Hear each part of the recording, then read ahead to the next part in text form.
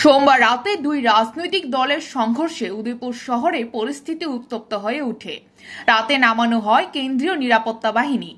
BJP CPIM সংঘর্ষে আহত হয় দুই বিজেপি কর্মী। আহতরা হলেন দেবব্রত বিশ্বাস এবং রাজদীপ চক্রবর্তী। জানা যায়, এদিন আহত বিজেপি কর্মীরা ব্যক্তিগত কাজে বাজারে আসে। এরই মধ্যে সিপিআইএম কার্যালয়ে সামনে আসতে দেবব্রত বিশ্বাস এবং রাজদীপ চক্রবর্তীর উপর হামলা চালায় সিপিআইএম আশ্রিত দুষ্কৃতীরা।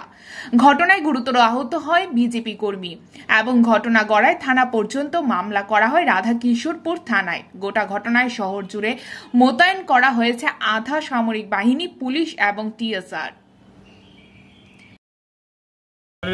বাড়ি ফেরার পথে সিপিএম পার্টিতে বেরিয়েছিলাম কানাবতী বা বিল্লাল হোসেন ওইসব বিজেপি খরচ তো দেখে দেবো ওইসব বাইরে বেড়ে দিচ্ছে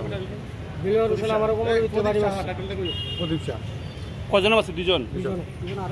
আপনার কজন আহত হয়েছেন? আপনার কি নাম? আপনাদের কি নাম? আপনাদের দেবব্রত বিশ্বাস। মানে কজন মিলে আপনাদের কজনকে আক্রান্ত করেছে? দুজন মিলে দুজনকে মারধর করেছে। আপনার কজন আহত? আমরা দুজন। এখন কি অভিযোগ জানাবেন? মানে মূলত কি বিষয় নিয়ে মানে